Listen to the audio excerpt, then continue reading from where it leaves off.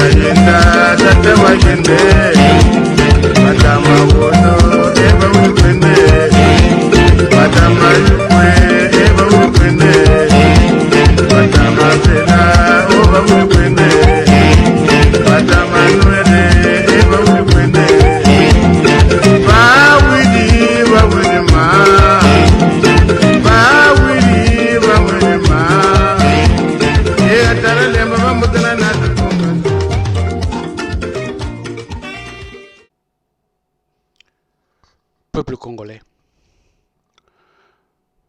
nous allons d'abord répondre, avant de commencer notre sujet du jour, à la question qui nous a été posée, celle de savoir comment recevoir nos vidéos. En fait, il n'existe que deux alternatives. La première, c'est de vous abonner. Comme cela, vous allez recevoir automatiquement, dès que nous déposons des vidéos, vous allez le recevoir automatiquement.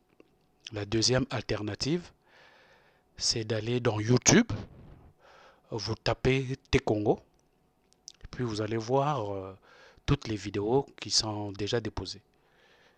Et vous allez voir le logo de T-Congo qui est là. C'est la lettre T en gris, avec le Congo en bleu. Et puis au milieu, il y a notre carte qui est là. Voilà, donc je crois que ce ne sont que là les deux alternatives.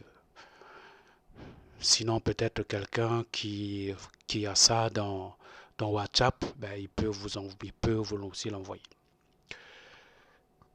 Nous voulons aussi féliciter tous les compatriotes et tous ceux qui ne sont pas des Congolais, ben, qui apprennent l'histoire de notre pays. Donc, nous vous félicitons, tous ceux qui suivent les vidéos. Et puis, vos commentaires sont les bienvenus. Merci. Peuple congolais. Ici, c'est T-Congo. Le Congo de T travailleurs. Le Congo de T technocrates. Le Congo de T tranquillité.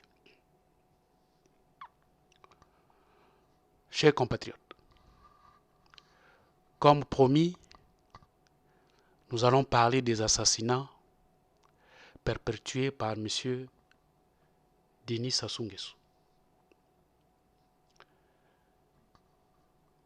Parler des assassinats, des morts, est un sujet sensible parce qu'ils produisent des sentiments émotifs vulnérables dans l'humain, dans la famille et dans la société. L'exemple des éléphants en groupe qui perdent un membre de leur groupe nous enseigne. Qu'est-ce que les éléphants font? Ben les autres éléphants restent sur place pratiquement pendant 3 jours pour faire ce qu'on peut appeler le deuil. Ils restent tout autour de l'éléphant qui est mort. C'est-à-dire une façon de manifester leur désolation, leur affliction, leur souffrance. Ça, ce sont des animaux qui le font. Donc, à plus forte raison, nous les hommes. Donc, aborder ce sujet, ce ne sera pas chose facile pour les parents, pour les frères et les sœurs qui ont perdu les leurs. Parce que nous allons donner certains noms. Donc, ça ne sera pas facile.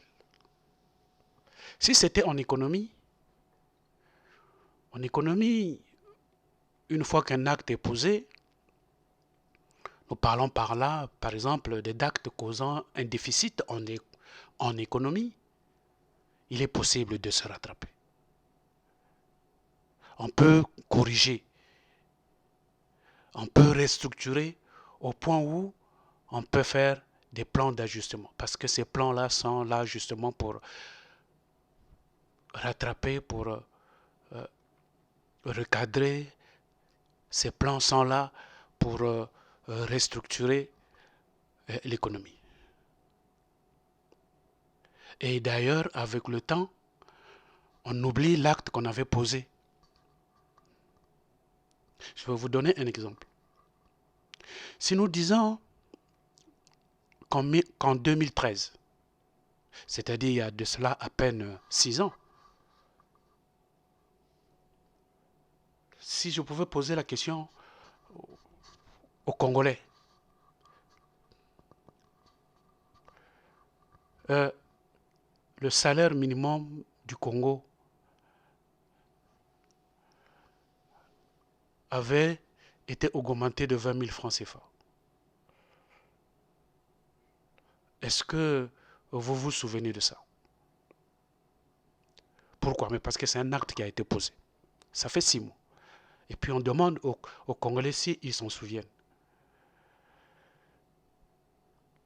Nous pensions, nous croyons que plus de 60% ne savent pas. Ne savent pas parce que ce n'est pas tout le monde qui travaille, qui peuvent être au courant. Et même ceux qui travaillent, c'est à ceux-là. Ils vont vous dire, oh, je ne me rappelle plus, oh, je ne sais pas quand ça a été fait. Ça fait tellement longtemps. Mais ça, c'est normal.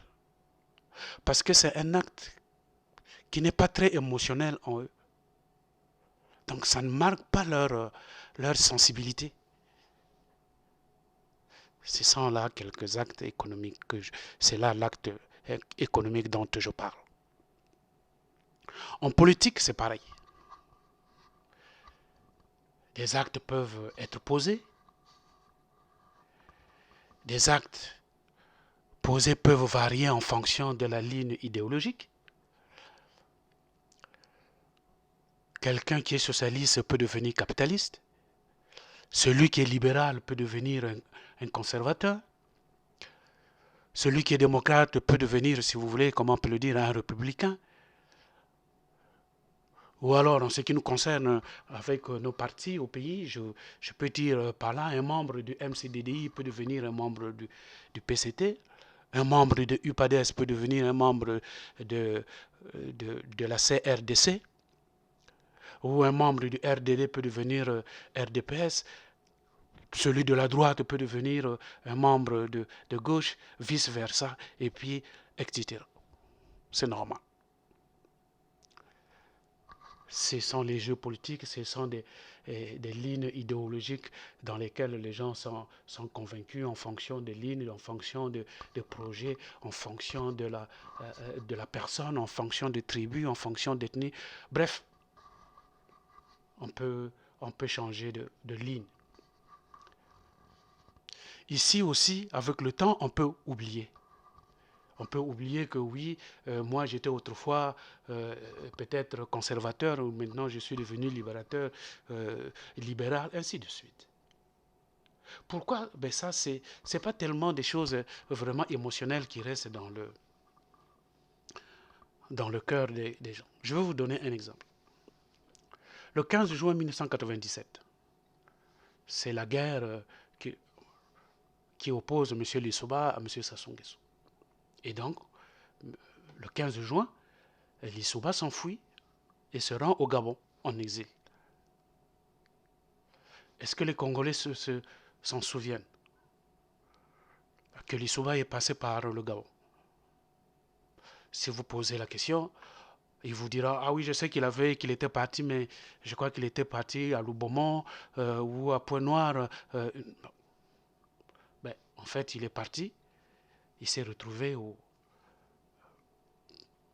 dans la partie sud du pays, et puis il y a un hélicoptère français envoyé par Bongo qui était venu le prendre jusqu'à l'amener au Gabon. Donc, ce genre d'acte-là, on peut aussi facilement l'oublier, parce que ce n'est pas tellement émotionnel pour les Congolais. Mais par contre, des actes posés quand il s'agit des assassinats, ça, ce n'est pas des actes qu'on peut rattraper avec le temps. Parce que ça marque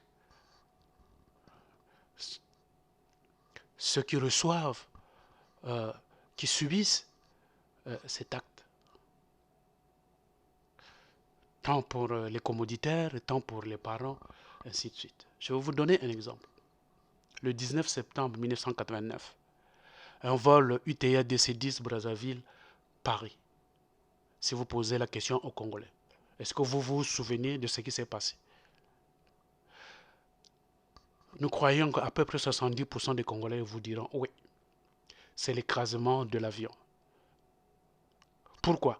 Ben c'est parce que là-dedans, il y avait à peu près 50 Congolais qui avaient trouvé la mort. Vous voyez? Donc à cause, mais pourtant ça remonte il y a de cela à peu près 30 ans. Mais les Congolais se souviennent encore. Parce que c'est l'acte qui s'est produit là est vraiment émotionnel. C'est pour cela que nous disons, nous allons parler des assassinats. C'est sûr qu'il y a beaucoup de gens qui vont se rappeler de ce qui s'est passé.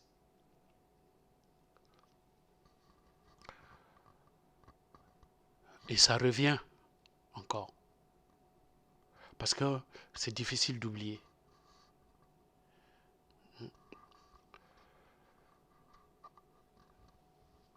Alors,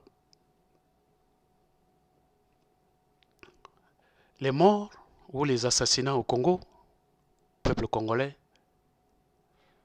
ne sont jamais oubliés. C'est devenu un moyen pour exprimer la domination, la supériorité envers les autres par M. Denis Sassou Nguesso. Et les Congolais en souffrent. Nous ne pouvons pas vous donner le nombre exact. Peuple congolais, n'attendez pas qu'on vous donne le nombre exact. C'est pratiquement impossible. Pourquoi? C'est simplement parce que ils sont tellement nombreux. Nombreux qui sont tombés sous la barbarie de M. Denis Sassou Nguesso. Mais aussi, on ne peut pas vous donner la liste parce que des fois, ces assassinats se sont perpétués dans des endroits que nous n'avons pas connus. Et donc, ils ont assassiné, ils ont tué, ils ont enterré. Et puis, jusqu'aujourd'hui, on n'a pas de nouvelles.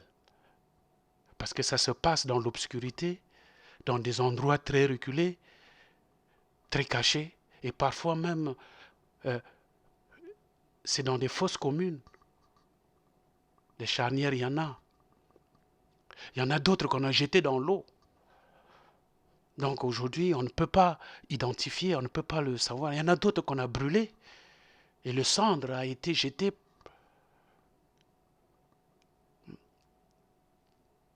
Il y en a d'autres à qui qu'on a découvert, mais tellement que le corps a été détruit, même les parties génitaux ont été tout enlevées, on ne peut pas les identifier. Donc, on ne peut pas vous donner au nombre exact tous les Congolais qui sont morts. Mais ce que nous savons, c'est que les Congolais sont morts. Et ils sont nombreux qui sont morts. Peuple congolais. Le mode opératoire utilisé par Sassou est très varié. Il y a l'assiette roumaine, donc l'empoisonnement, il y a le fusillade publique, il y a les enlèvements, il y a des tortures, des prisons, des bombardements. Voilà le mode opératoire que ça soit toujours utilisé. Et ça, c'est pour tuer toutes les générations. Dans ces assassinats, il n'y a pas de distinction d'âge. Ça varie de 8 mois à 80 ans. Tous les sexes confondus.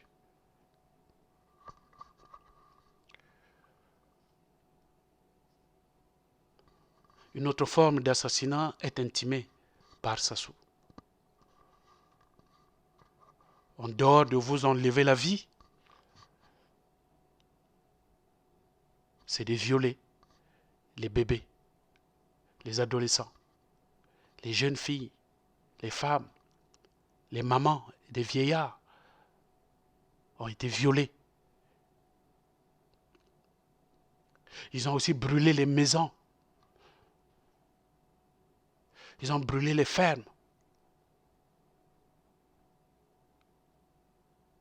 Abattre les arbres fruitiers.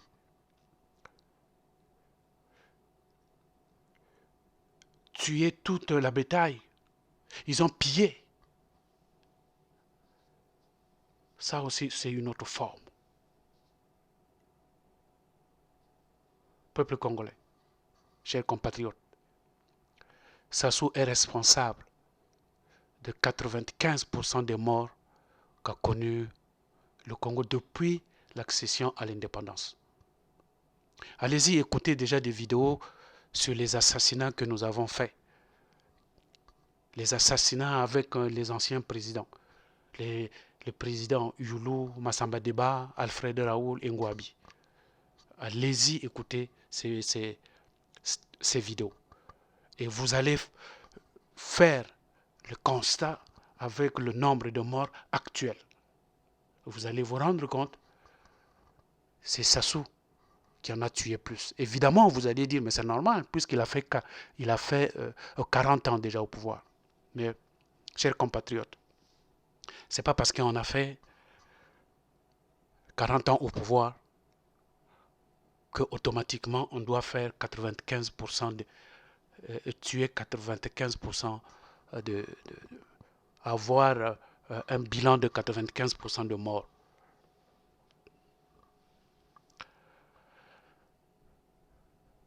Si beaucoup de Congolais ont connu la mort pour avoir résisté à la colonisation française, c'est le cas de Matsu André, Mabiala Manganga, Mamangunga, Bouetambongo, les Chimpavita, etc.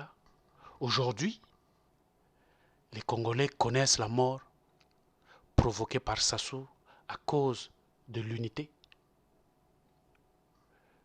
à cause du travail, à cause du progrès et à cause de la démocratie. À nos pères,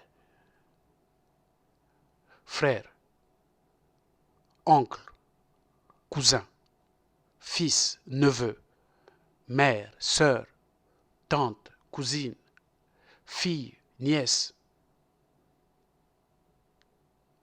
qui nous ont quittés dans des conditions barbares. C'est l'occasion pour nous de commémorer vos mémoires. Pour vous dire, jamais on vous oubliera. Jamais, jamais on ne vous oubliera. Cette vidéo qui sera là des années et des années marque votre présence parmi les Congolais. Vos circonstances de mort, vos souffrances qui continuent jusqu'à jour nous obligent de dénoncer et crier justice soit faite. Aux familles, nous disons, nos parents sont des martyrs et méritent d'être cités. Dans des écrits, dans des chansons et dans des vidéos, c'est ce que nous faisons. Ce n'est pas pour faire de la démagogie, mais c'est pour se remémorer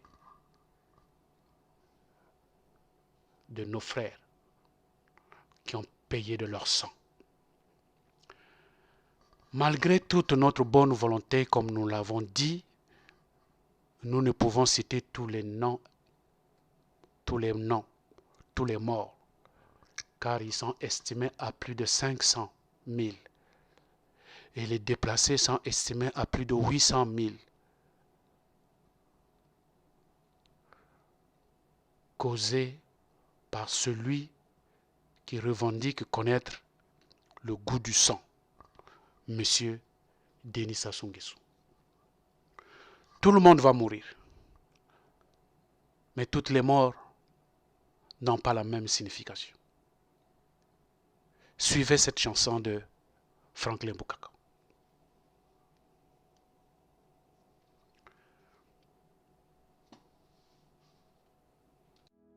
Tolati mokuya ata maloba te, Congo na panafrika baleli.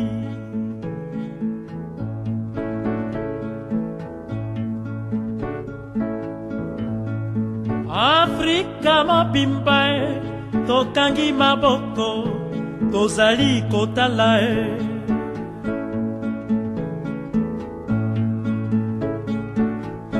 Bana basili na kokende, bana basili na kotekama e, na banguna. Tolati mokuya ata maloba te, Congo na panafrika baleli. Oh, Medi Ben Barka, Medi nzela na yo ya bato nyonso, Medi nzela na yo ya Medinzela na yo ya Che Guevara, Medinzela na yo ya Malcolm X, Medinzela na yo ya Umniope, Medinzela na yo ya Félix Moumié, Medinzela na yo ya Nguyen Van Choi, Medinzela na yo ya Tsoki, Medinzela na yo ya Camilo Cienfuegos, Medinzela na yo ya Oji ya Enda, Medinzela na yo ya Camilo Torres, Medinzela na yo ya Abdelkader, Medinzela na yo ya Koulibaly, Medinzela na yo ya André Machua, Medinzela na yo ya Simon Kimbangu, Medinzela na yo ya Albert Lutuli, Medinzela na yo ya Boganda, oh oh, ya tiers-monde, oh oh, ya libération, ya pas peuple.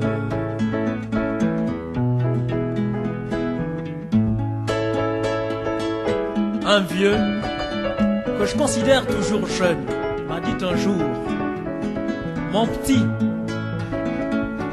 tout homme doit mourir un jour, mais toutes les morts n'ont pas la même signification.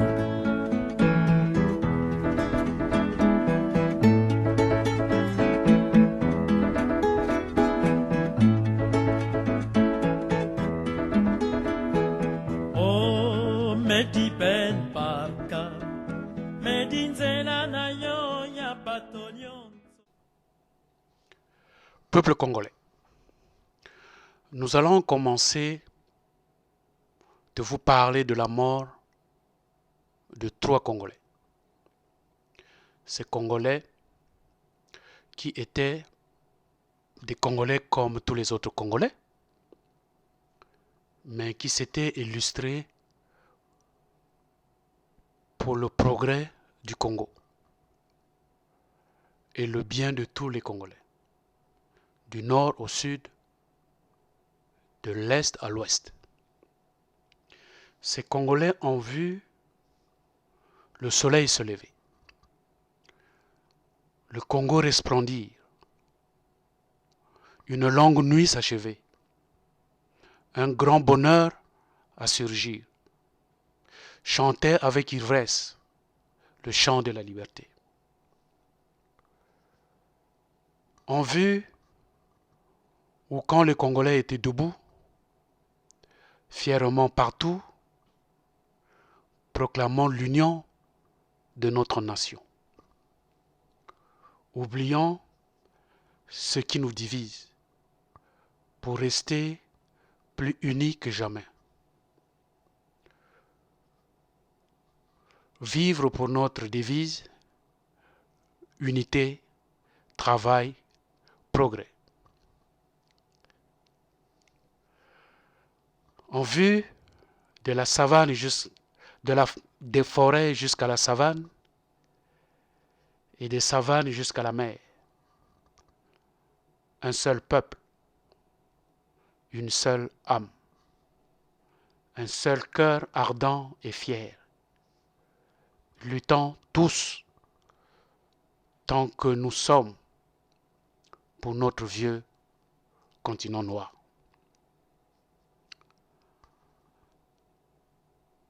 Dans cette vidéo, nous parlerons de Marien Ngouabi, président en exercice, assassiné le 18 mars 1977. Nous parlerons de Émile Biaïnda, cardinal, assassiné le 22 mars 1977. Nous parlerons de Alphonse Massamba Deba, ancien président, exécuté le 25 mars 1977. Nous venons de citer trois éminentes personnalités qui ont marqué l'histoire de notre pays. L'assassinat de Marien Ngouabi ne servira que d'introduction pour vous mettre dans le contexte dans lequel les assassinats de deux, pour vous mettre dans le contexte des assassinats de deux autres. L'assassinat de Maria Ngouabi, ne vous en faites pas, fera l'objet d'une vidéo spéciale.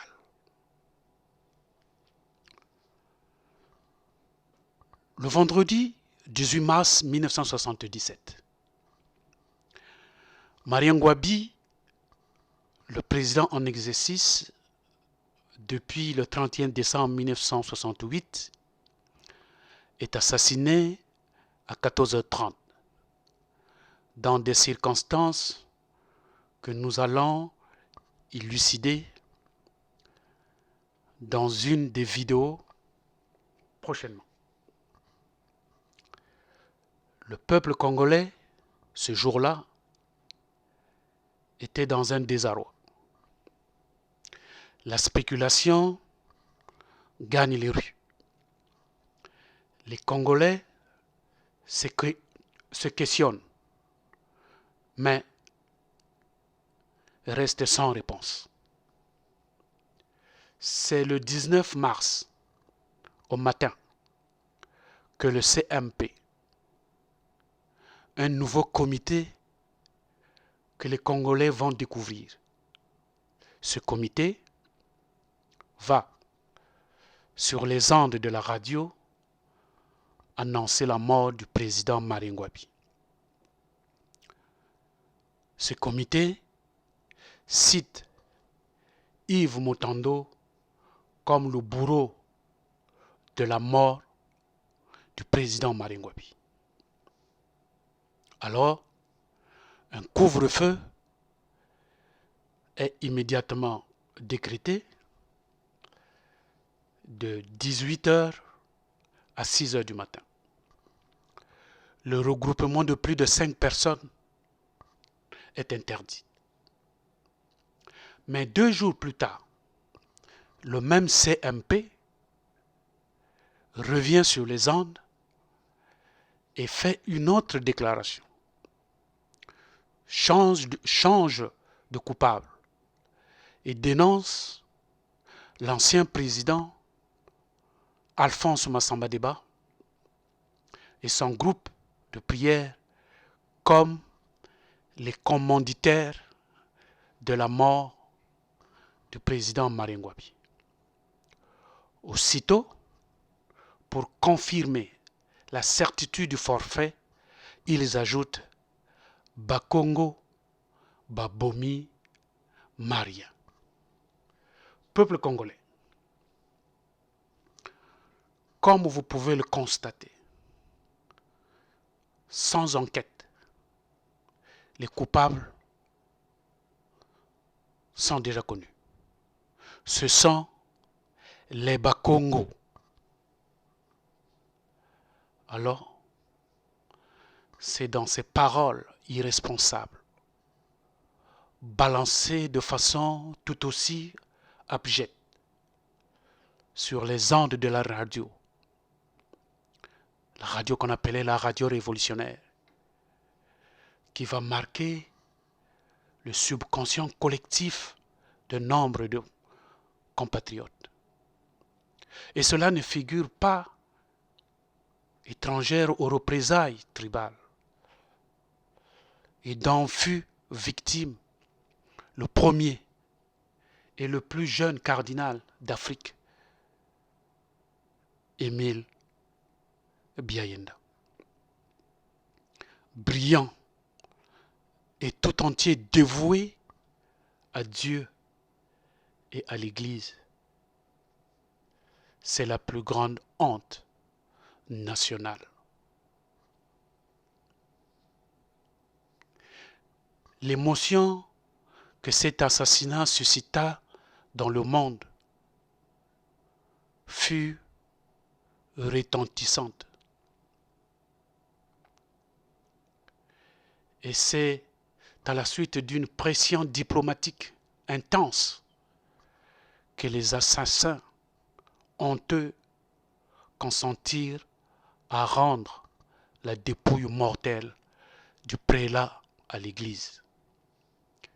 C'est une plaie béante et brûlante sur le visage du Congo-Brazzaville.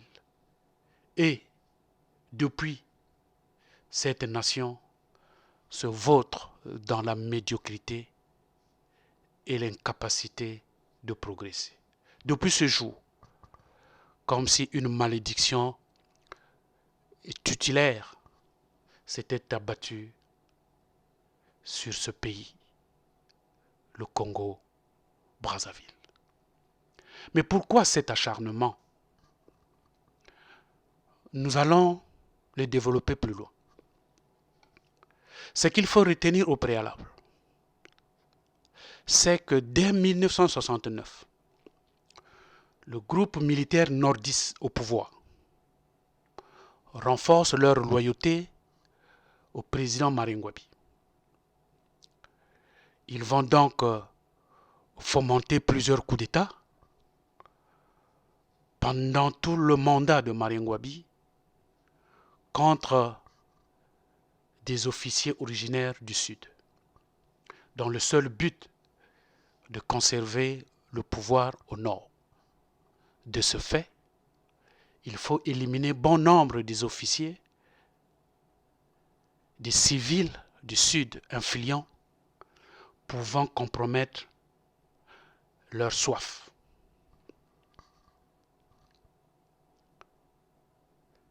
C'est donc le 22 mars. Le 22 mars 1977, c'est la mort du cardinal Émile Biayenda. C'est donc cette série d'exterminations des originaires du Sud qui continue. Ça continue parce que cette extermination ne commence pas par lui. Quand nous allons parler des autres, vous allez comprendre que tout commence à partir de 1960. Mais là, on est en 1977. Voilà pourquoi nous disons ça continue. Donc le lendemain, c'est-à-dire le 23, les médias annoncent officiellement la mort du cardinal. Ou selon Jean-Pierre Tisser-Chikaya, cet événement aurait eu lieu dans la nuit du 18 au 19 mars, c'est-à-dire le jour même où Marien Ngouabi est mort. Ça, c'est selon Tisser. Il y a une autre version. C'est la version de la Conférence nationale souveraine. Cette version donne la date du 20 mars 1977. Donc, comme vous pouvez le constater, il y a eu plusieurs dates. Mais en dehors de l'exactitude de la date, voici la version consacrée par la Conférence nationale souveraine. Vous le saviez tant bien que moi, à la Conférence nationale souveraine, il y avait la commission assassinat, donc avec les Masouemé, et dont d'ailleurs notre frère qui a participé à cette commission, que nous remercions pour des documents mis à la disposition que nous avons pu consulter. Nous vous disons merci en la personne de Mahima Mbemba. Parce que dans la matinée du 22 mars 1977, le cardinal avait reçu un coup de fil d'un responsable du CMP. Un responsable. Et vous le savez, nous l'avons dit, que après la mort du Marien Ngouabi, le CMP avait été mis en place. Mais le CMP n'était pas dirigé par Joachim Yombi Opango, il était dirigé par M. Denis Sassou Nguesso est celui qui devrait rendre compte au comité. En plus, le CMP, il a été juste créé, mais il n'était pas encore constitué, parce qu'il n'a été rendu public que le 2 avril. Mais entre-temps, il y avait déjà certaines personnes qui travaillaient au nom du comité militaire du parti. Et parmi les responsables de ceux qui avaient la responsabilité de parler au nom du comité militaire du parti, le chef, c'était M. Denis Sassou Nguesso. Et donc, c'est lui qui va passer un coup de fil au cardinal.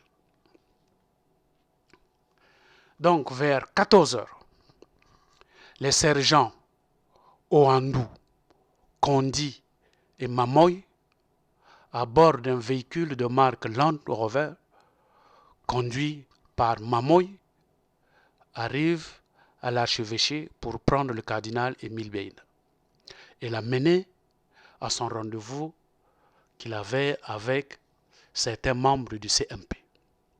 Arrivé à l'archevêché, il ne l'avait pas vu. Et sur le chemin du retour, il croise l'abbé Louis Badila, qui était vicaire général. Ce dernier leur assure avoir laissé le cardinal à la véranda située devant son pavillon. Ils repartent alors ensemble et trouvent cette fois-ci le prélat qui les investigue pour leur retard. Le cardinal prend place au bord du véhicule qui démarre aussitôt. L'abbé Louis Badila prend place dans sa voiture, suit le convoi qui se dirige vers l'état-major. D'après les déclarations de Mamoy à la conférence nationale, donc quand ils sont arrivés à l'état-major, le véhicule s'arrête.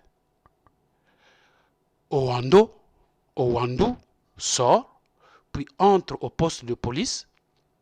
Il ressort quelques instants après avec un appareil de transmission qui communique avec quelqu'un.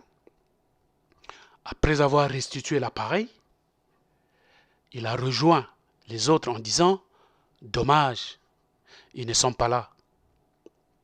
Ils sont tous à Mpila où le CMP est en réunion. » Il ordonne alors au chauffeur, donc Mamoy, de prendre la direction de Mpila. Ce qui fut fait. Le véhicule s'arrête non loin de la bourse du travail. Le groupe est renforcé par 2 autres personnes venant de la résidence du colonel Joachim Yombi Opango, où se tient l'une des veillées mortuaires. Les 2 personnes, c'était Nkumu Oboya, le neveu de Ngwabi, et Yoka Emmanuel, alias Atelier, chauffeur à la présidence. Ce dernier, c'est-à-dire M. Yoka, remplace Mamoy au volant. Sur l'ordre d'Owandou, il se dirige sur la route nationale numéro 2 et emprunte, il continue jusque cette route-là qui va à Djiri. Alors quand ils arrivent au village de Djiri, ils vont emprunter une piste. Le véhicule s'immobilise quelque part dans la plaine. Après un bref interrogatoire mené par Owandou, ce dernier ordonne à Nkondi d'exécuter le cardinal d'une rafale. Après leur forfait, ils amenèrent le corps jusqu'au cimetière d'Itatolo pour l'enterrer dans une fosse fortune. Ça, c'est ce qu'ils ont entendu à la conférence nationale. Et ça, c'est Mamoy qui fait ce témoignage-là, qui raconte les faits, puisqu'il était là. Mais il y a encore une autre version. C'est la version du prêtre Hervé Zebrowski, l'auteur d'un livre titulé « Les assassins du cardinal, terreur sur Brazzaville ». Cette version du prêtre Hervé Zebrowski va corroborer avec la version de la conférence nationale en partie. Hervé Zebrowski fut le dernier secrétaire du monseigneur Ernest Nkombo. Et vous le savez que Ernest Nkombo, c'était lui le président de la conférence nationale souveraine. Hervé Zebrowski accuse Denis Sassou Nguesso d'avoir fait empoisonner monseigneur Nkombo. Hervé Zebrowski le dit parce que je venais de vous dire qu'il était le dernier secrétaire du monseigneur Ernest Nkombo. Et dans une lettre du 7 juin 2011 adressée à Étienne Monjoat, il dit aussi que le même était au courant de l'attentat qui allait frapper le Boeing d'UTA en 1989. Peuple congolais. Voici le témoignage posthume complémentaire que fera M. Ernest Nkombo, le fils spirituel du cardinal et premier prêtre ordonné par le cardinal Émile Bienda. Ça sera le témoignage lui-même de M. Ernest Nkombo. Il va se confier à son secrétaire, à sa secrétaire particulier, donc monsieur le prêtre Hervé Zebrowski. Alors donc monsieur Hervé Zebrowski, il a écrit le livre dont nous venons de citer le titre, c'est-à-dire Les assassins du cardinal, terreur sur Brazzaville. C'est là où il raconte le témoignage que Monseigneur Nkombo lui avait fait. Et donc, il dit, lorsque je remis ce rapport à Ernest Nkombo, ce soir-là, rue Grenelle, je lui demandais des explications à propos de cet étrange cliché. Pourquoi ce diplomate du Vatican montrait-il au public ce vêtement tel une république? Quel en était le sens? De bonne humeur ce soir-là, il me répondit avec sourire.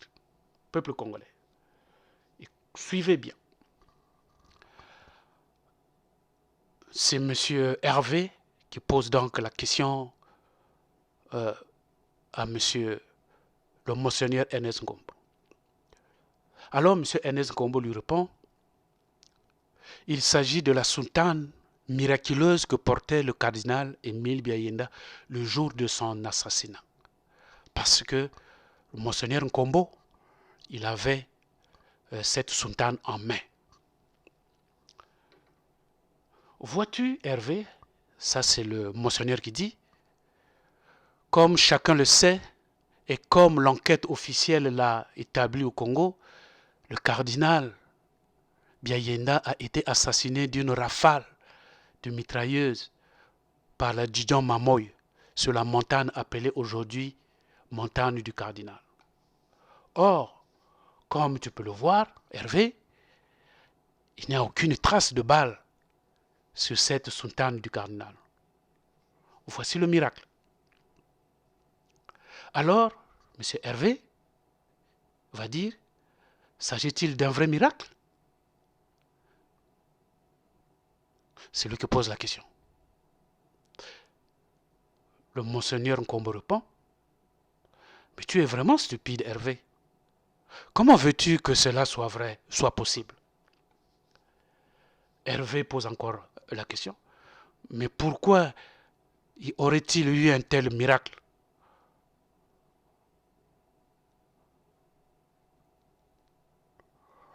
Crois-tu que le Christ lui-même ait effacé les pleurs qui lui furent infligés sur la croix? Ça, c'est Monseigneur Nkombo qui le dit. Et puis, Hervé, il dit, je mesurais la consternation, naïveté d'enfance de cœur que j'eus pendant mon instant.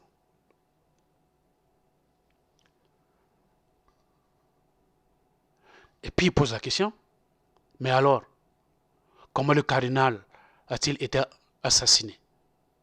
C'est Hervé qui pose la question. Et Ernest Nkombo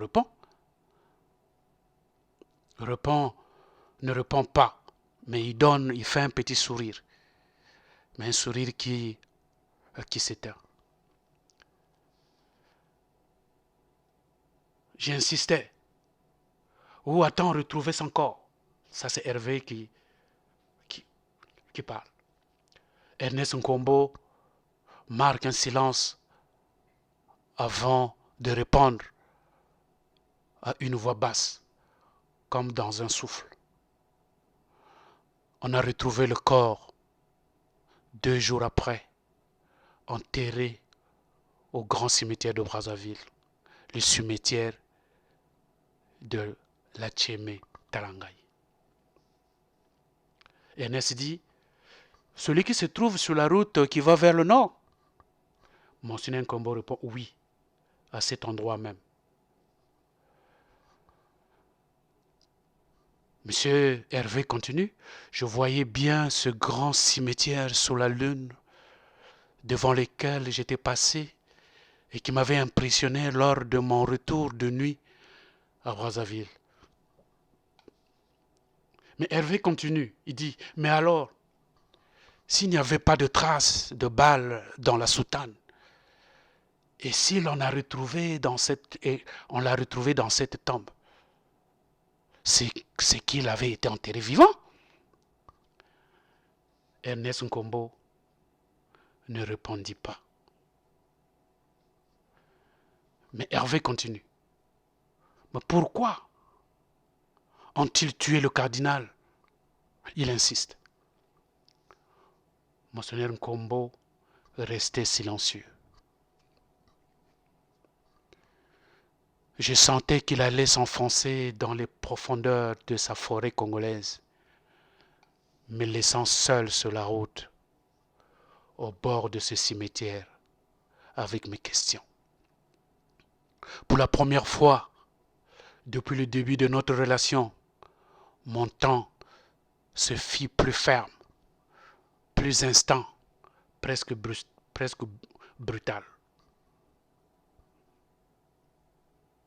C'est M. Hervé qui continue. Ah non, Monseigneur, vous n'avez pas le droit de ne pas m'éclairer plus. Je suis votre fils fidèle, à votre service depuis 4 ans. J'en ai marre que vous ne me parliez nègre, que vous me parliez nègre. Je ne suis pas nègre, je suis blanc. Et je ne comprends pas tout ce que vous voulez me signifier. Vous savez parler blanc. Alors, s'il vous plaît, parlez-moi blanc. Où est-il arrivé? Qui est-il arrivé au cardinal? Que s'est-il passé cette nuit-là? Voilà un peu le changement de temps de M. Hervé. Nkombo, Monseigneur Nkombo parut surpris par le temps. Il plongea son regard dans celui de M. Hervé. Et il dit, j'avais stoppé ma fuite. Il me répondit doucement, affectueusement, comme un père craignant d'avoir blessé injustement son fils. Et Monseigneur Ernest Nkombo va dire, ils ont tué le cardinal parce que c'était un saint, un homme qui portait l'évangile, un homme qui était l'Évangile, un homme qui transformait les cœurs les plus endurcis. Vois-tu Hervé? Biayenda a réussi là où moi-même j'ai échoué.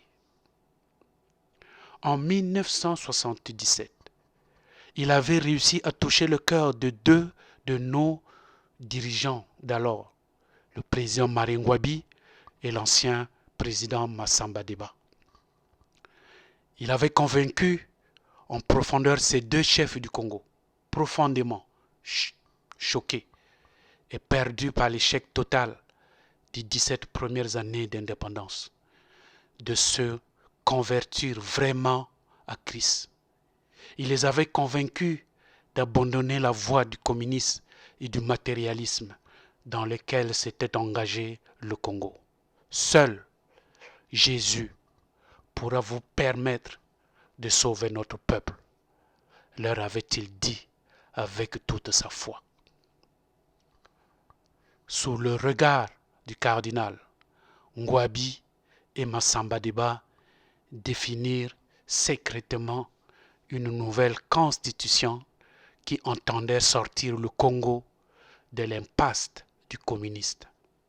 Le cardinal avait béni ce projet de constitution.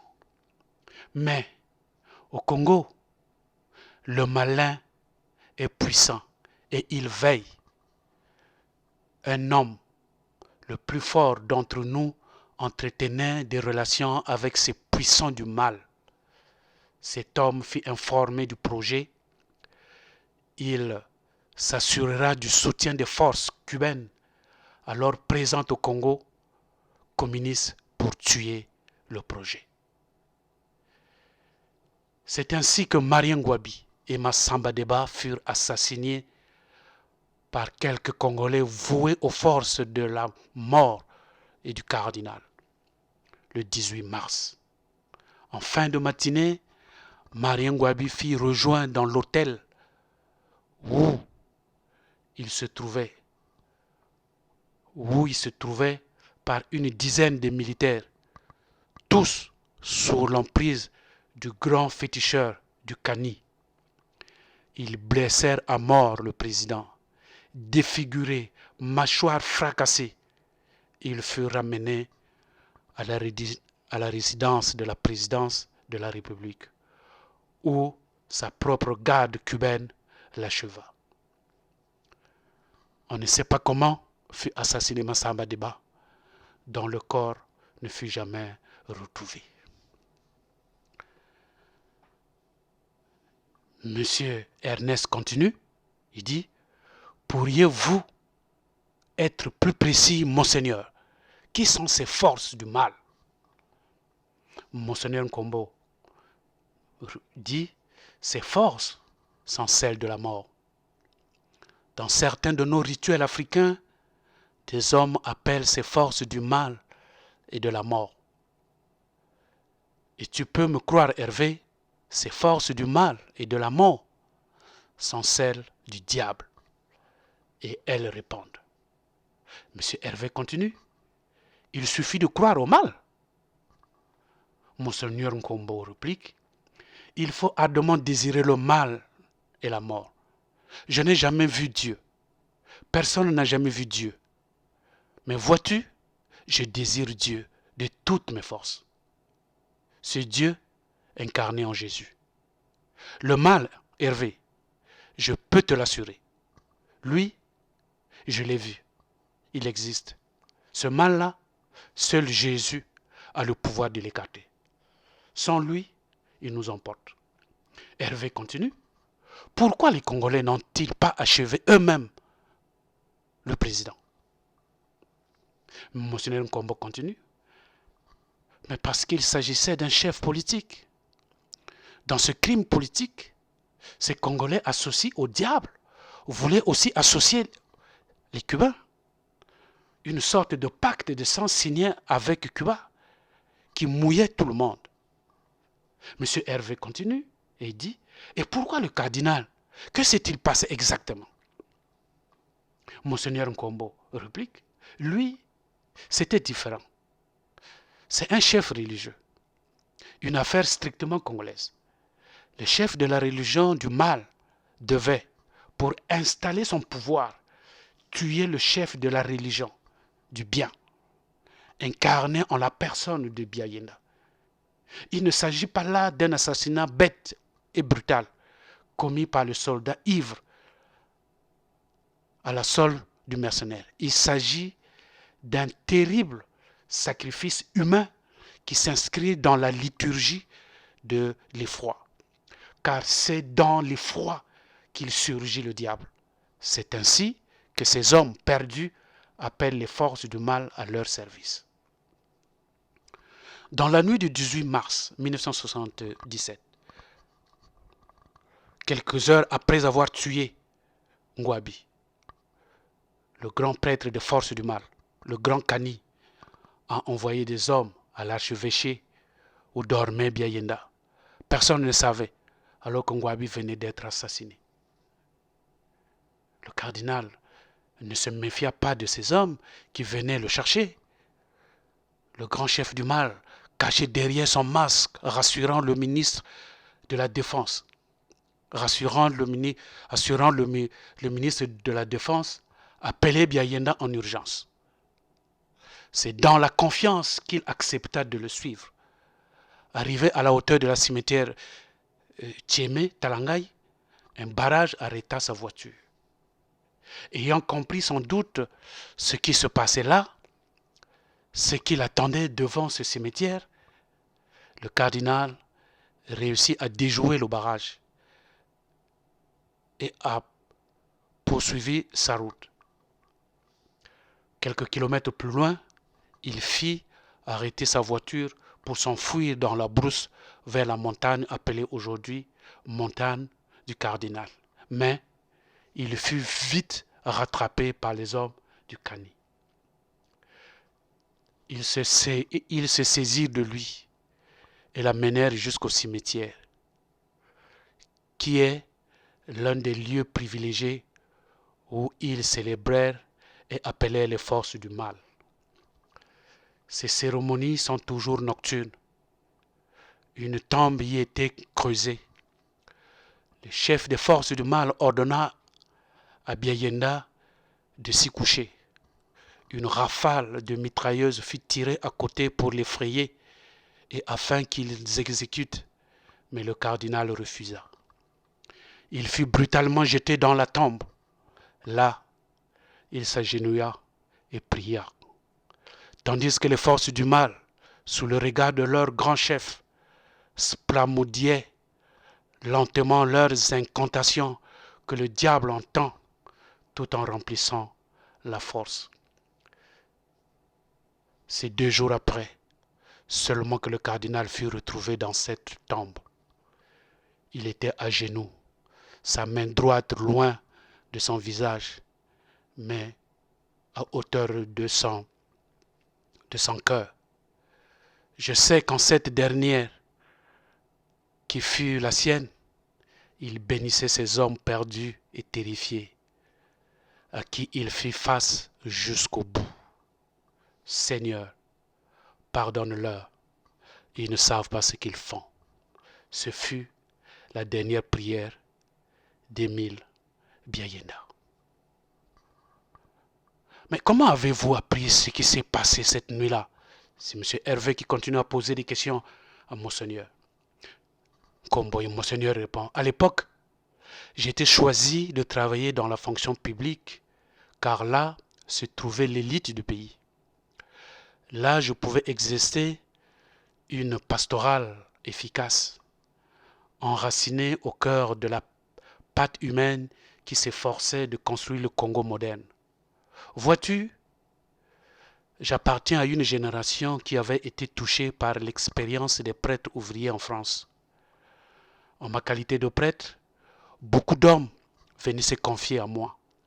Quelques-uns de ces hommes perdus, soldats et fonctionnaires, terrifiés par le geste qu'ils avaient commis, bouleversés par la prière du cardinal à genoux dans cette fosse, sont venus me confier leurs crimes insupportables.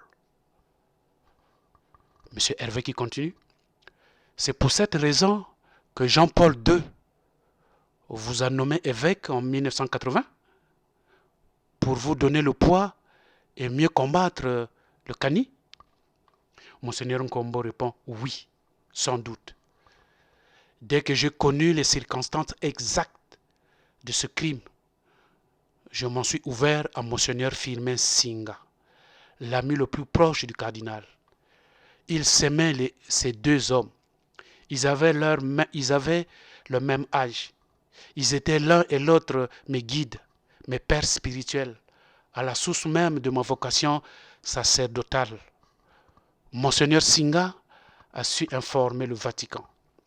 Il y était écouté parce qu'on le savait très proche du cardinal. Alors monsieur Hervé continue à poser la question, mais où est Monseigneur Singa aujourd'hui? Monseigneur Nkombo répond, il est mort en 1993, alors qu'il était évêque à Pointe-Noire. Mais de quoi est-il mort? Il est mort empoisonné. Empoisonné par les hommes du CANI? Oui, par les hommes du CANI. Mais le CANI, il avait été chassé du pouvoir par vous-même en 1991, lorsque vous aviez pris la tête du pays afin d'organiser l'alternance démocratique. C'est exact. Mais le CANI n'était pas mort. Il était là, présent au Congo. Et il continuait son œuvre de division et de mort. Il a même réussi à troubler et à s'allier certaines circonstances sacerdotales. Le CANI m'avait dribblé. Voici les dernières minutes du cardinal. Sur la route qui va vers le nord, 5 hommes graves et silencieux roulaient à bord d'une Land Rover blanche ce mardi 22 mars 1977 à Brazzaville. La journée avait été étouffante. Le Land Rover dépassa le lieu d'Imasengo, le nom de sculpteur sur le bois habitant cet endroit. Seul le prisonnier savait qu'il devait mourir. Le parachutiste et le policier qui l'accompagnait, armés de leurs pistolets mitrailleurs, n'avaient cependant pas reçu la mission de l'exécuter. Ils avaient des instructions très précises du chef de la police et de l'armée. Le chauffeur Yoka et le sergent Mamoy, eux, ignoraient tout de la destination du véhicule. Devait-il conduire le prisonnier jusque dans le nord afin de le garder et de le soustraire à toute influence? Pourquoi avaient-ils eux-mêmes été spécifiquement désignés pour accompagner ce funeste convoi?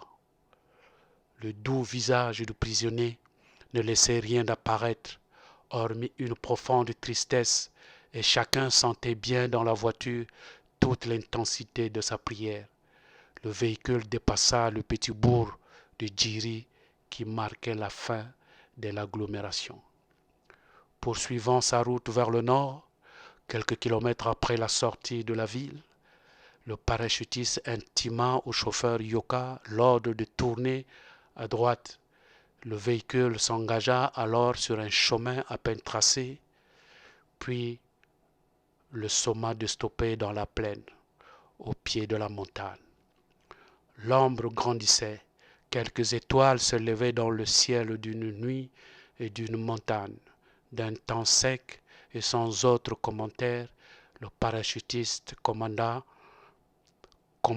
aux prisonniers de descendre du véhicule. Outre son pistolet mitrailleur, il avait un appareil radio d'une portée de 10 km environ de type RPP-8.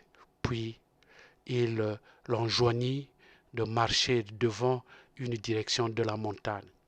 Il ordonna à tous les groupes de le suivre. Le rythme de la marche de ces soldats était rapide et le prisonnier, sentant cette présence dans son dos marchait devant lui de même pas, conformément à l'ordre reçu.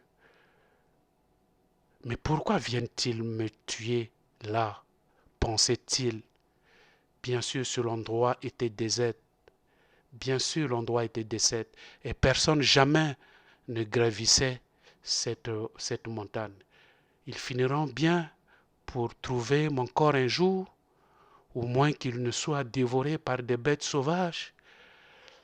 Et ils trouveront une histoire pour éclairer ma présence en ce lieu et justifiant ainsi tous les crimes dont je porterai alors ma responsabilité. Depuis longtemps, le prisonnier avait accepté de donner sa vie. Mais à quoi pense-t-on lorsqu'on sait qu'on va mourir? Fuir en courant? Mais vers où? Le prisonnier avait 50 ans. Ses geôliers avaient 20 ans de moins que lui. C'étaient des soldats entraînés. Le prisonnier savait sa mort. Il monte, mais il savait surtout que les hommes n'oseraient pas l'abattre en le regardant. C'était dans le dos qu'il le tuerait. Après environ une demi-heure de marche rapide, le parachutiste donna l'ordre de s'arrêter. Le groupe s'était essoufflé. Puis le parachutiste interrogea vivement le prisonnier. « Pourquoi as-tu tué le marin? C'est Alphonse qui nous l'a dit. » Le prisonnier se retourna. Il regarda longuement le groupe et plus particulièrement le parachutiste. Puis, avec un haussement d'épaule, sans un mot, il reprit sa marche, sachant qu'il devait mourir. C'est alors que le parachutiste dit au policier, « À toi de jouer maintenant. » Une rafale de mitrailleuse déchira le silence. Le prisonnier tomba à genoux. Il ouvrit les bras et s'écria « Seigneur !» Quelques secondes après, il s'effondra. Il était toujours vivant, épuisé par la marche, pétrifié par la mort qu'il avait entendue mais qui ne l'avait pas frappé. Le parachutiste et le policier s'approchèrent de lui et constatèrent qu'il était toujours en vie et qu'il n'y avait pas eu d'accident de tir. En effet, le policier savait qu'il ne devait pas toucher sa cible, mais feindre une exécution afin de construire une légende et ainsi instaurer l'effroi et le doute en chacun. Le parachutiste s'empara de son appareil radio et comme convenu appela son chef. « C'est un sorcier, dit-il. Les balles ne le touchent pas. On ne peut pas le tuer. » Une voix répliqua. « Ramène-le à l'état-major. » Le chauffeur Yoka et le sergent Mamoy soulevèrent le prisonnier. Ce dernier anéanti ne tenait plus sur ses jambes après cette longue marche et cette épreuve effrayante de la mort. Titubant, soutenu par les deux hommes, il arriva jusqu'au Land Rover. Là, il fut jeté sur le plancher à l'arrière du véhicule. Le sergent Mamoy s'assit seul à l'arrière. Le prisonnier étendu à ses pieds. Le parachutiste et le policier montèrent, eux, à côté du chauffeur dans la cabine. Honteux du geste qu'il venait de commettre et n'osant affronter la proximité du prisonnier et encore moins le risque de croiser son regard. Le Land Rover rebroussa chemin en direction de la ville. Exténué, gissant sur le plancher, le prisonnier savait qu'il devait mourir et que ce n'était que là qu'un supplice qu'on venait de lui infliger. Mais comment donc avait-il décidé de le tuer? C'est ainsi. Ainsi, ce n'était pas fini. Il lui fallait encore affronter ce temps de la mort, dans des conditions sans doute bien pires qu'une rafale de mitrailleuse dans le dos en regardant les étoiles. Le prisonnier connaissait bien, très bien, trop bien les profondeurs de l'âme du chef de la police et de l'armée de son pays. Mieux que personne, il connaissait sa cruauté et, à cet instant, tout particulièrement.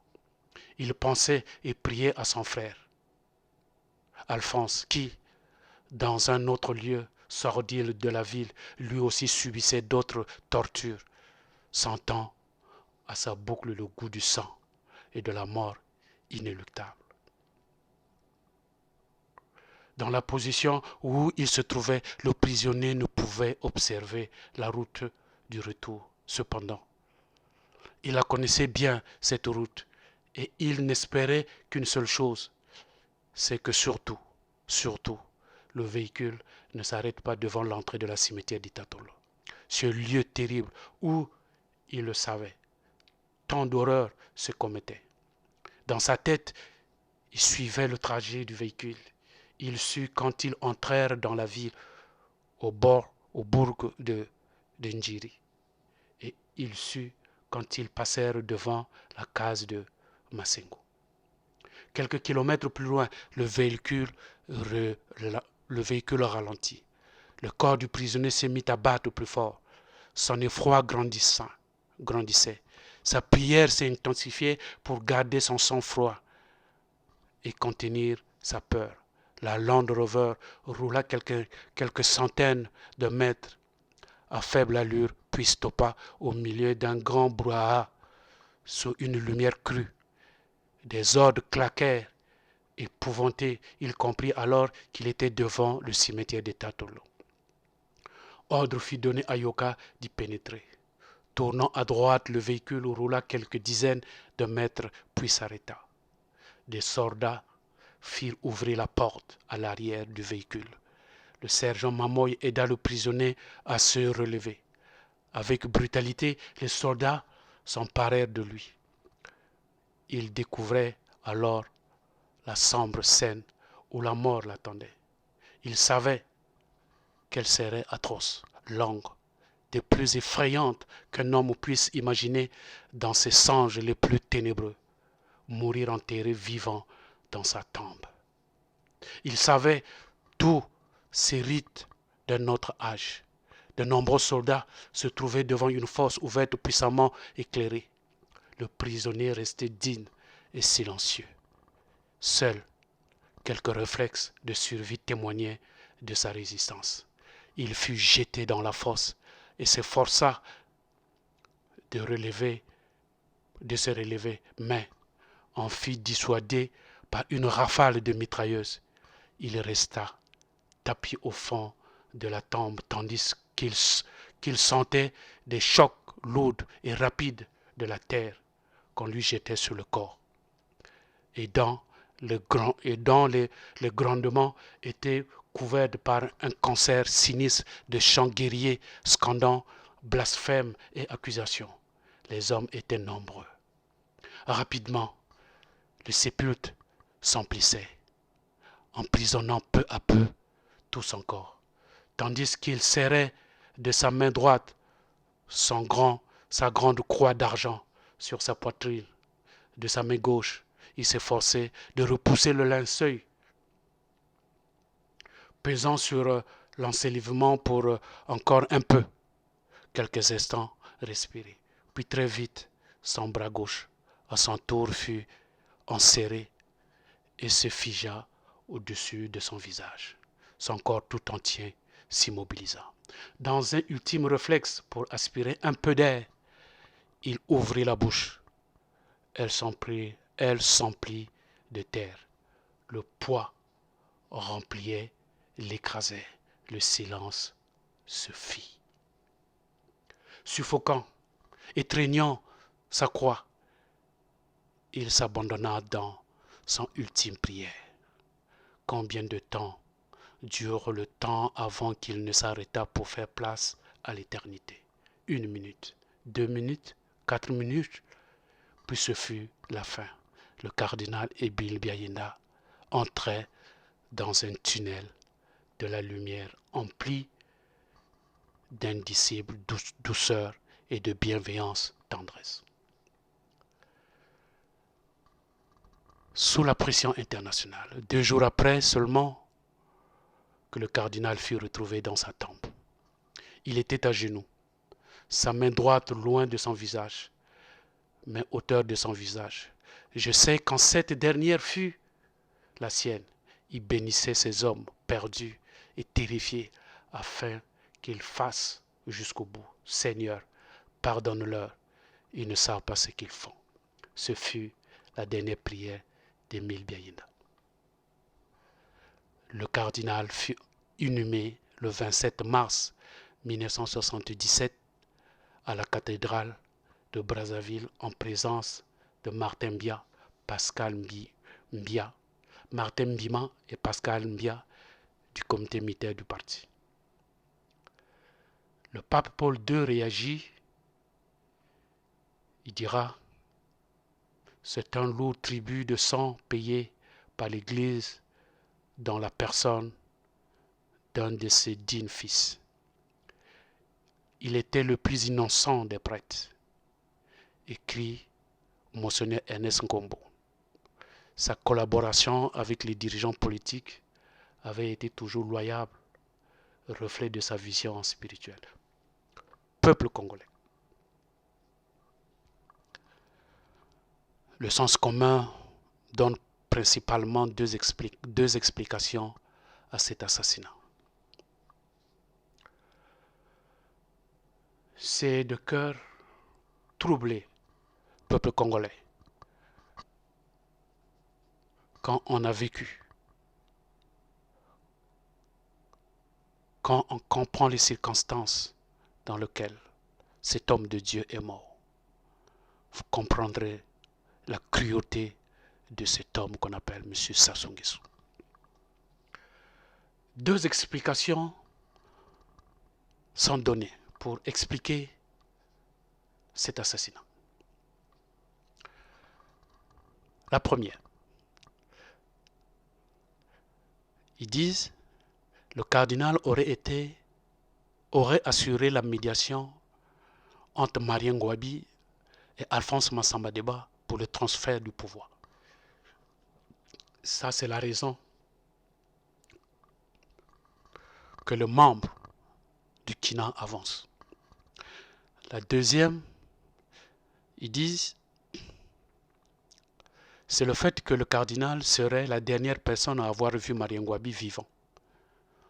Aurait dû, de ses fonctions ecclésiastiques, détruire les protections mystiques qui auraient ainsi possiblement favorisé l'assassinat de Marien Ngouabi.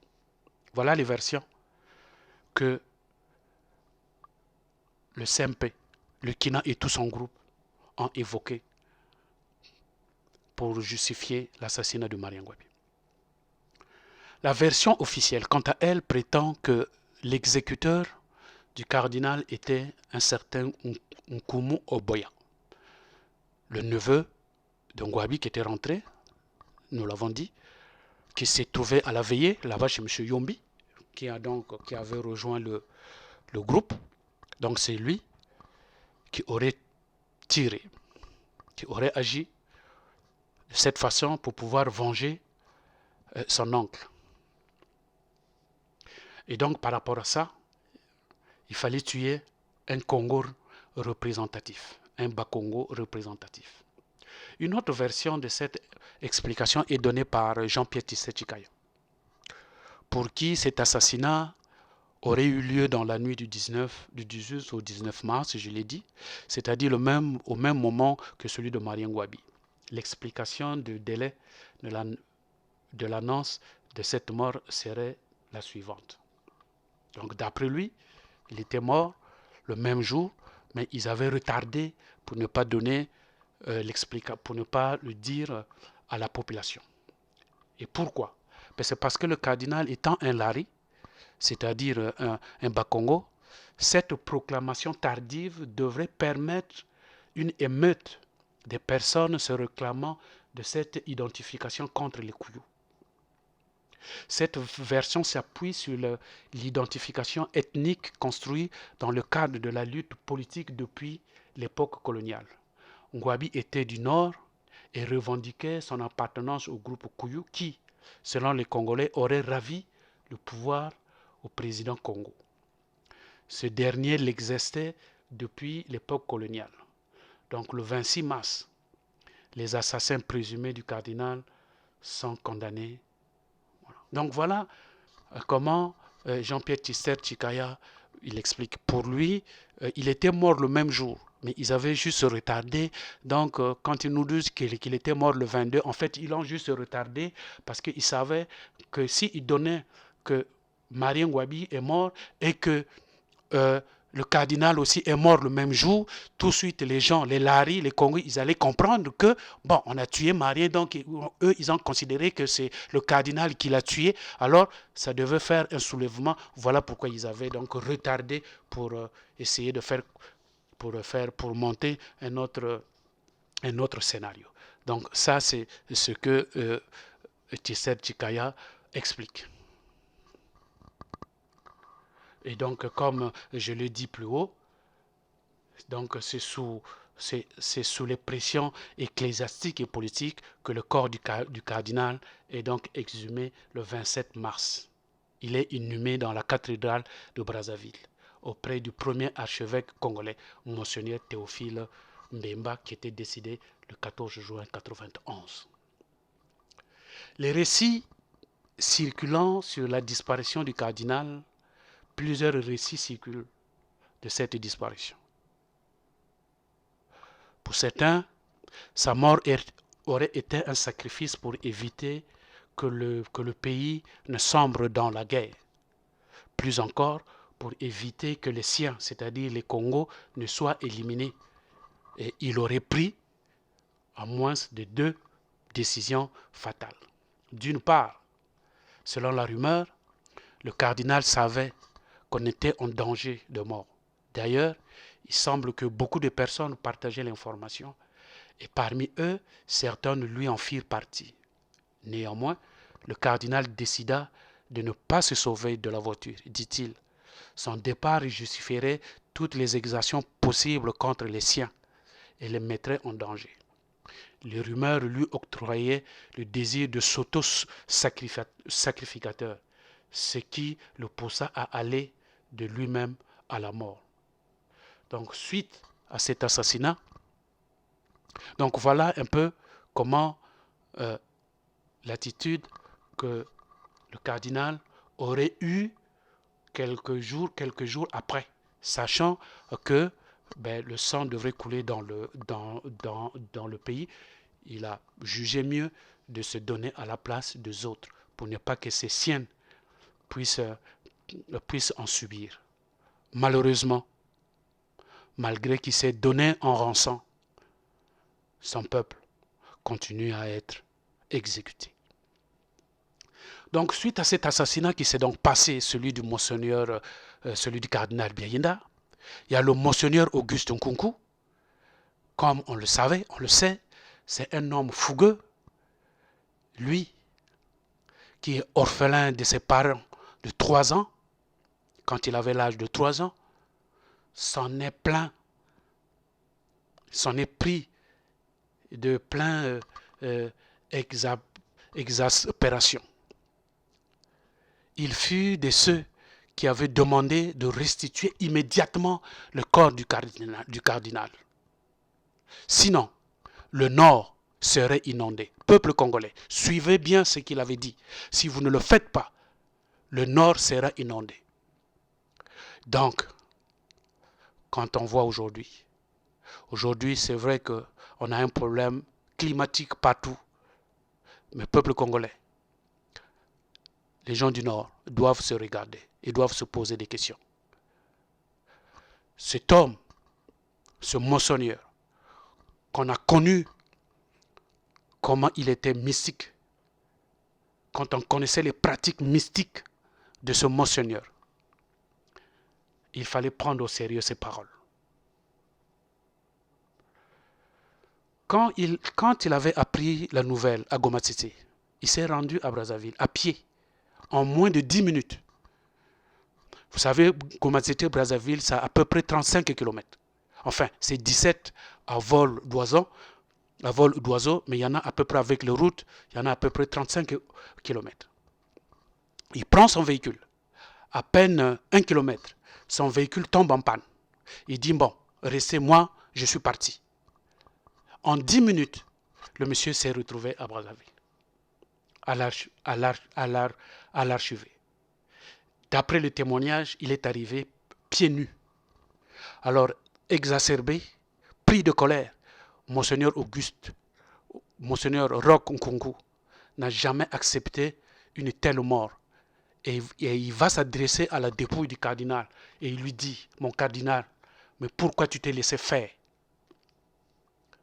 Pour terminer, Monseigneur Auguste Nkunku va déclarer que le Nord sera inondé un jour.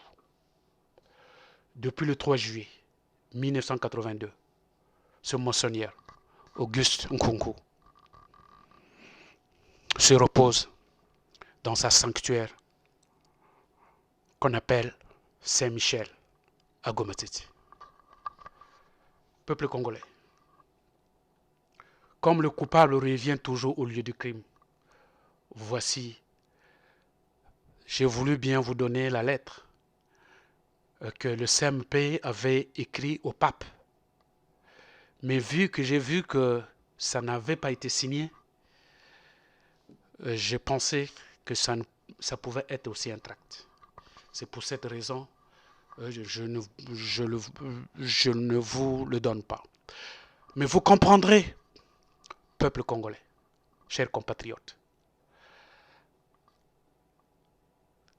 quelle émotion, quelle situation le cardinal a payé pour cette nation, pour éviter le bain de sang. Il a payé à la place pour que le peuple congolais ne puisse pas faire couler le sang. Malheureusement, il avait payé le sang, il avait payé 200 sangs pour rien. Parce que le Kani, il est encore là. Peuple du Nord, j'ai suivi les gens qui sont en train de demander l'aide à M. Sassou parce que les inondations qui sont en train de vivre dans le Nord ne sont pas normales.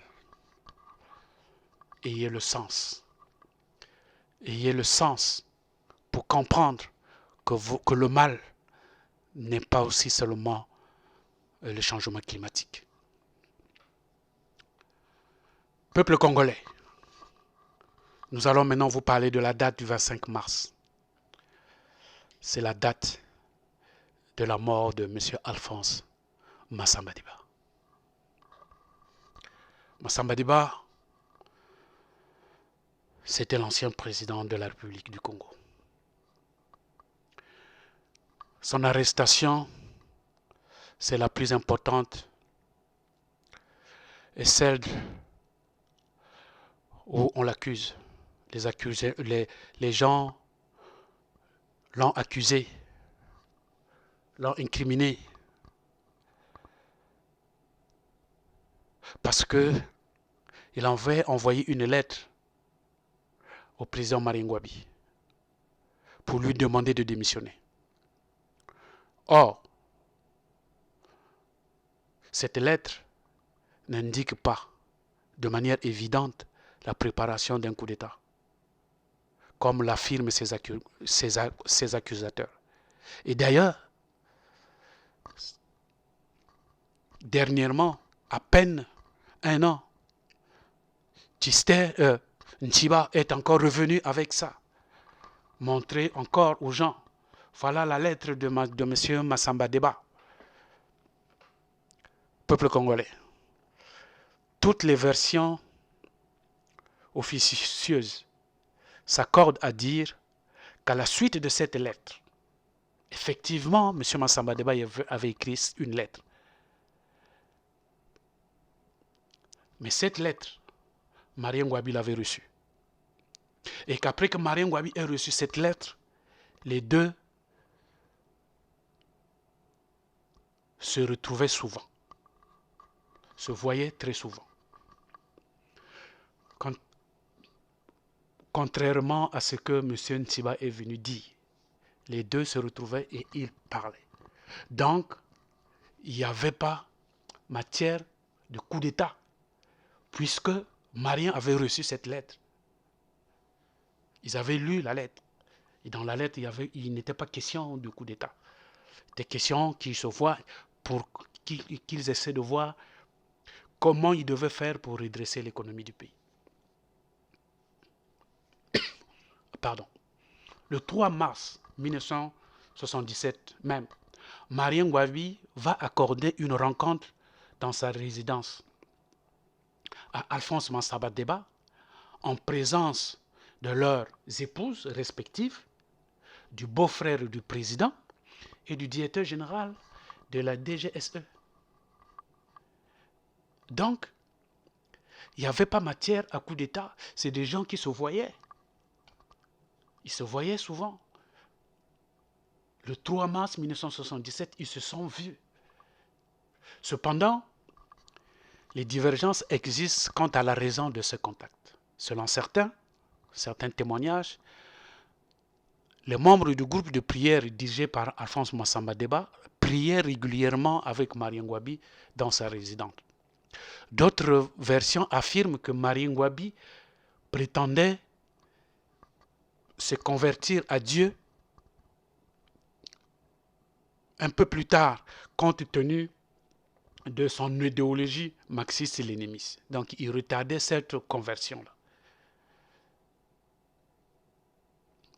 Le 17 février 1977, nous sommes au mois de février, 7 personnes du groupe de prière, proches donc de l'ancien président Massamba Deba, s'étaient rendues à la résidence présidentielle dans le but d'aller prier avec le président Marien Ngouabi.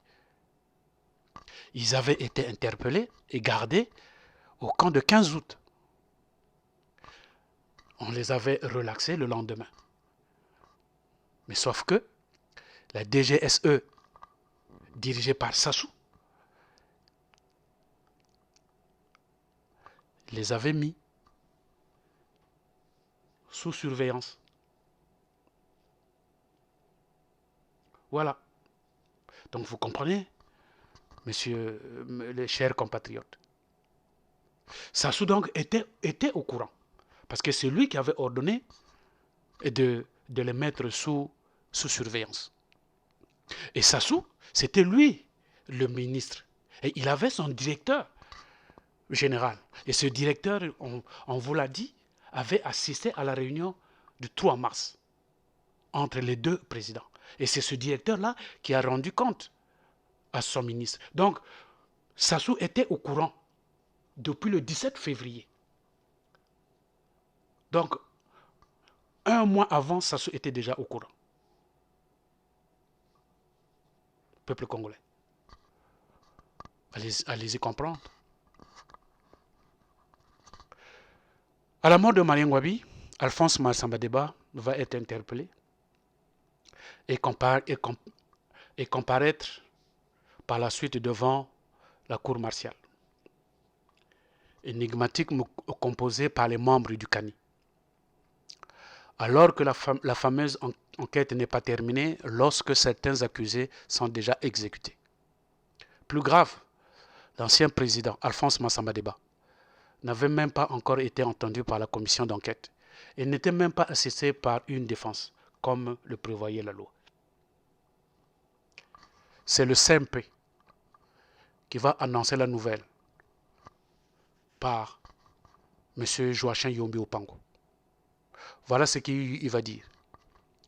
La cour martiale siège depuis cette nuit dans l'enceinte de l'état-major en présence d'avocats commis d'office.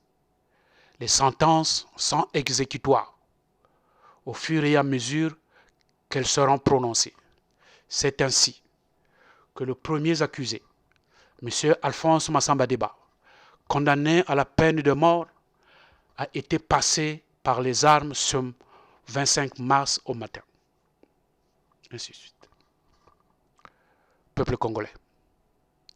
À la conférence nationale, certains témoignages avaient affirmé que ces tortionnaires, en l'occurrence Raymond Damas Ngolo, un Téké, lui aurait crevé les yeux avoir fait subir des tortures atroces, inhumaines, avant de le pulvériser sur un char d'obus.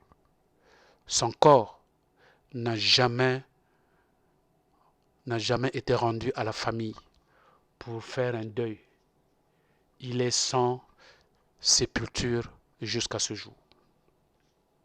Peuple congolais, depuis lors, le ciel de notre pays s'est assombri et l'unité tant voulue par les pères de l'indépendance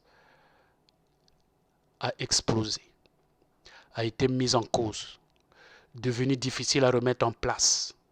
D'ailleurs, ça n'a jamais été le souhait de M. Sassou, le Kani, qui lui s'autoproclame tout temps l'homme de paix. Aujourd'hui, deux camps se repriment. Le camp nord, avec toute sa composante, et le pôle, avec les laris. Dans l'expression citée par le peuple du Nord, Bakongo, Babomi Marien, nous retenons de cette expression que tous les Bakongo, que tous les Congos sont responsables de la mort de Marien Ngouabi. Cet argument n'est jamais contesté par la population du Nord. Donc, il est partagé par tous là-bas.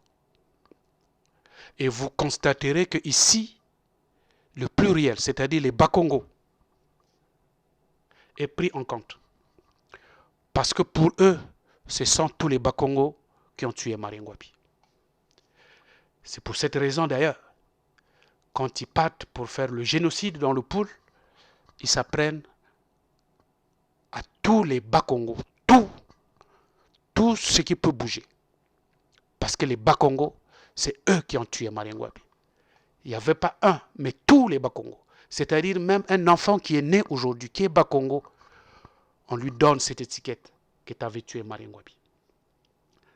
Mais dans l'expression citée par les Laris, quand les Laris disent les Moshi sont venus tuer le peuple Lari dans le Poul, nous retenons ici que les Laris s'adressent à tous les Moshi. Ils disent tous les Moshi sont responsables de la mort de Lari dans le Poul. Ici, vous allez constater que le peuple du Nord rejette cette accusation. Ici, ils vous diront, ce ne sont pas tous les Moshi. C'est peut-être un clan, c'est un groupe. C'est pas tous les Moshi. C'est pour cela que vous entendez souvent des expressions. Il y en a aussi des Mboshi qui souffrent. Ce ne sont pas tous les Mboshi qui sont avec Sassou. Ce ne sont pas tous les Mboshi qui sont au lait et au miel. C'est juste un groupe. Ce ne sont pas tous les Mboshi. C'est juste une partie. Mais quand il s'agit pour la mort de Marien Ngouabi, ils disent que ce sont tous les Bakongo qui ont tué Marien Ngouabi. Vous comprenez par là? Deux poids, deux mesures. Peuple congolais, ce temps-là est passé.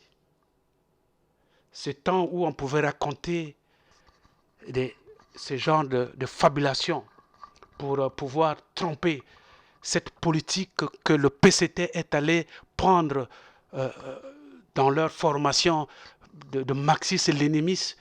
Hein? Tout ce monde-là qui sont sortis de l'école de l'URSS, où quand il y a une information, où tout de suite il faut venir donner le contraire de ça. Peuple congolais, on n'est plus à cette étape. On a compris qui est l'homme du Nord. Et qu'est-ce qu'il en veut et qu'est-ce qu'il veut de nous. Peuple congolais, on le sait.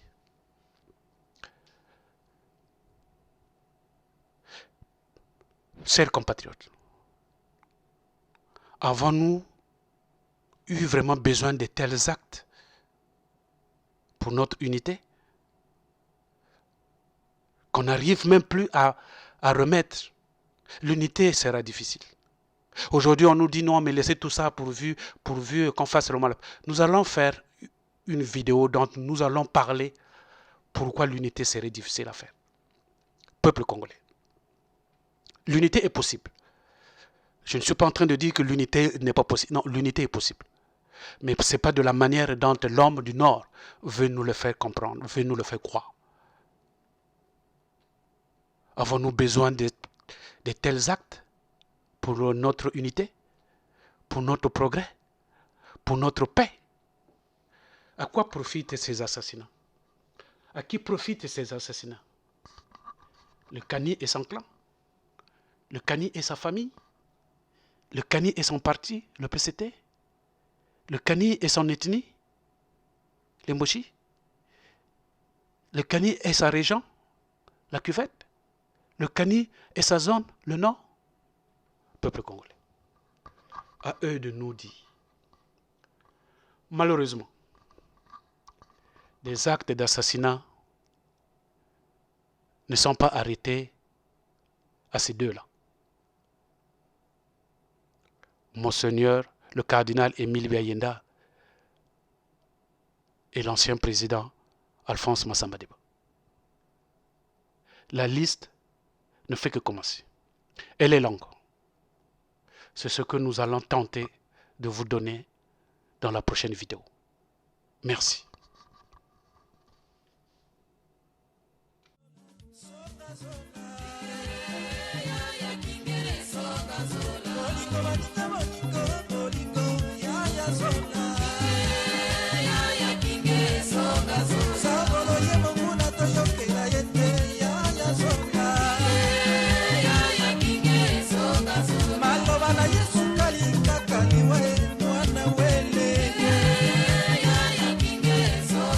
Lilo